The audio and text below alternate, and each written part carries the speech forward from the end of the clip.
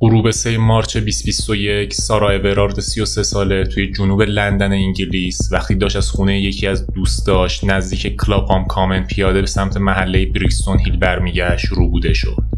سلام، من علیم و به استوری جانکی خوش اومدید.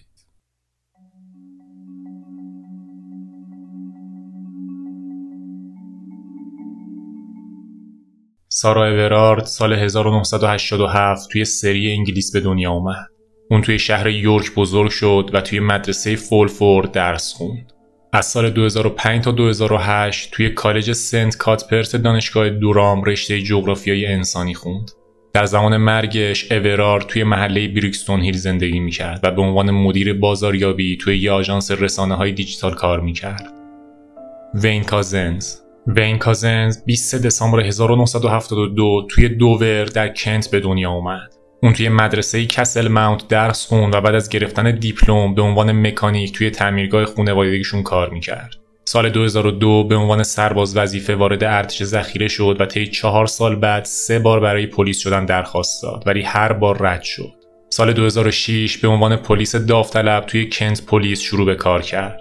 اما همون سال به خاطر نرفتن به تمرین‌ها از ارتش ذخیره مرخص شد. اواخر 2010 برای ورود به پلیس هسته‌ای غیر نظامی بررسی و تایید شد و اوایل 2011 از کنت پلیس استعفا داد. بعد به عنوان افسر مسلح توی اون بخش مشغول به کار شد. سپتامبر 2018 به پلیس متروپولیتن لندن منتقل شد و به عنوان پلیس گشت و افسر مسلح کار کرد. فوریه 2020 به بخش حفاظت پارلمان و دیپلماتیک منتقل شد. بخشی که مسئول حفاظت از ساختمان‌های دولتی و دیپلماتیک بود. اما کازنز نه بررسی امنیتی ویژه گذرونده بود و نه دوره آزمایشی 2 ساله پلیس رو کامل کرده بود. 28 فوریه 2021 کازنز یه ماشین واکسهال کراسلند سفید از یه شرکت اجاره خودرو توی دوور رزرو کرد. صبح 3 مارچ بعد از شیفت 12 ساعتش توی سفارت آمریکا توی لندن رفت کنت و ماشین رو برداشت. بعدش هم برگشت لندن. اون روز توی ارلز کورت و پل بترسی دیده شد. کازنز شب دوباره به کلاپهام برگشت. حدود ساعت 9 شب سارا از خونه دوستش توی لفت رود نزدیک کلاپهام جانکشن بیرون اومد. از مسیر جاده دایره‌ای جنوبی A205 رد شد تا به خونش برسه. حدود 15 دقیقه با دوست پسرش تلفنی حرف زد و قرار گذاشت فرداش همدیگر رو ببینن. ساعت 9:28 دقیقه روی دوربین در خونه‌ای توی پویندرز رود دیده شد و 4 دقیقه بعد هم روی دوربین دشکم یه ماشین پلیس ثبت شد. ساعت 9:34 دقیقه کازنز که ماشین اجاره‌ای رو روی پیاده رو نزدیک پویندرز کورت پارک کرده بود جلوش رو گرفت. کارت شناسایی پلیسش رو نشون داد و دستبند زد بهش. قاضی پرونده بعدها گفت احتمالاً کازنز به سارا گفته که به خاطر نقض قوانین کرونا دستگیرش میکنه. بعد از اینکه کازنز جلوی سارا رو گرفت، او و سارا روی دوربین 2 اتوبوس هم ثبت شدن. اولی 9:35 دقیقه کنار ماشین و دومی 9:38 دقیقه شماره پلاک ماشین رو نشون میداد. همون موقع کازنز و اورارد سوار ماشین شدن و به سمت کنت حرکت کردن. مسیر ماشین بعداً با دوربین‌های مداربسته و دوربین پلاکخوان ردیابی شد. ساعت 11:43 دقیقه شب توی دوور بودن و از ماشین اجاره‌ای به ماشین شخصی کازنز منتقل شدن.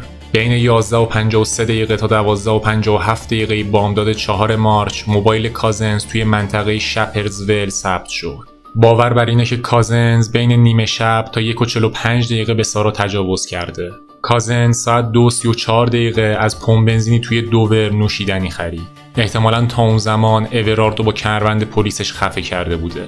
بعدش هم به هودزوود نزدیک اشفورد رفت، جایی که یه زمین داشت. ماشینش بین 3:22 دقیقه تا 6:32 دقیقه اونجا ثبت شد. بعد برگشت دوور، دوباره با ماشین اجاره‌ای حرکت کرد و ساعت 8:26 دقیقه اون رو پس داد. بعد از تحویل ماشین موبایل سارا رو ساعت 9:21 دقیقه توی یکی از آبراه‌های شهر سندویچ انداخت. همون روز وقتی سارا سر قرار با دوست پسرش حاضر نشد، دوست پسرش موضوع رو به پلیس گزارش داد. چند روز بعد کازنز به همکاراش گفت که به خاطر استرس نمیخواد دیگه اسلحه حمل کنه. 5 مارچ ساعت 11 صبح بنزین خرید و به هودزوود برگشت. اونجا جسد اورارد رو توی یه یخچال قدیمی گذاشت و آتیش زد. بعدش کیسه های بزرگ ساختمونی خرید و 7 مارچ بقایای سارا رو توی یکی از کیسه ها ریخت و داخل یه برکه انداخت. 8 مارچ کازنز خودش رو بیمار اعلام کرد و تجهیزات کاریش مثل دستبند و کمربند پلیس رو تحویل داد. 9 مارچ 2021 پلیس کازنز رو توی خونش در دیل بازداشت کرد. پلیس بعد از اعلام مفقودی سارا توسط دوست پسرش رد کازنز رو از روی دوربین‌های داخل خیابون که پلاک ماشین اجاره‌ای رو ثبت کرده بودن تونسته بوده بگیره. کازنز ابتدا فقط به ظن آدمربایی دستگیر شد. پلیس ساعت 17:45 به خونه رسید و ساعت 19:47 دستگیرش کرد. حدود 40 دقیقه قبل از دستگیری کازنز سعی کرده بود اطلاعات گوشی موبایلش رو پاک کنه. وقتی بازجویی شد اولش وادم بود که از سارا اورارد رو نمیشناسه، حتی وقتی عکسش رو بهش نشون دادن. بعد ادعا کرد مشکلات مالی داره چون توی فولکستون برای رابطه جنسی پول داده و بعد یه باند اروپایی شرقی اون و خانواده‌اش رو تهدید کردن و گفتن باید یه دختر دیگه براشون بیاره چون پول رسوی قبلی رو کمتر داده بوده. یه زن 30 ساله هم همونجا به ظن کمک به مجرم دستگیر شد ولی بعد بدون اتهام آزادش کردن.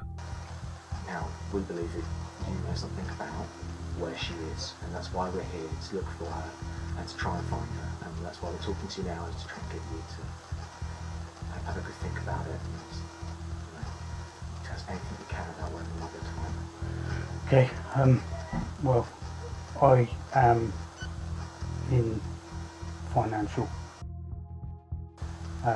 and I've been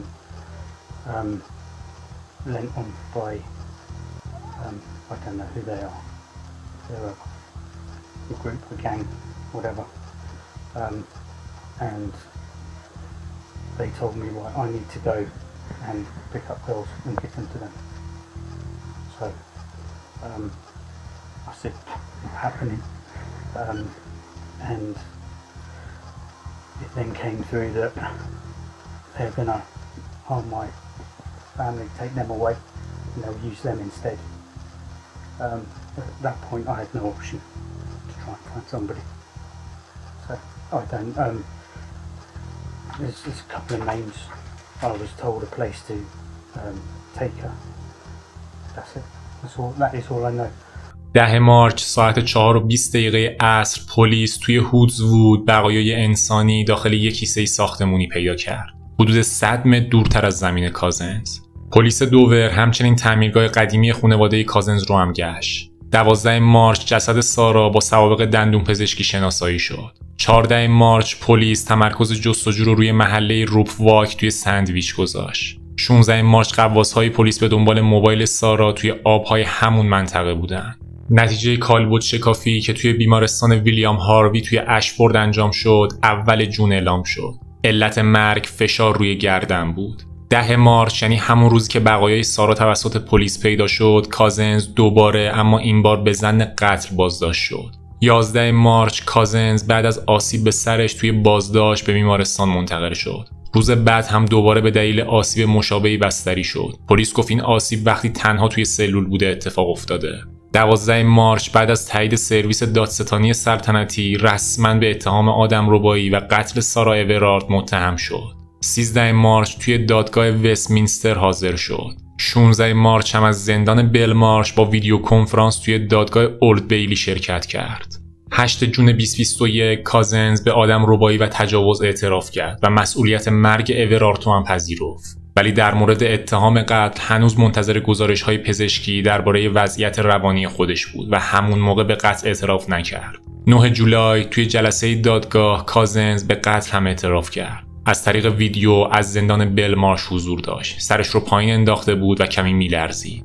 بعد از جلسه گزارش شد که کنت پلیس سال 2015 گزارشی درباره مردی داده بود که توی دوور داخل ماشین پایین تنش برهنه بوده. ظاهرا اطلاعات کافی وجود داشته تا اون فرد رو شناسایی کنن که همون کازنز بوده، در حالی که اون زمان افسر پلیس هم بود.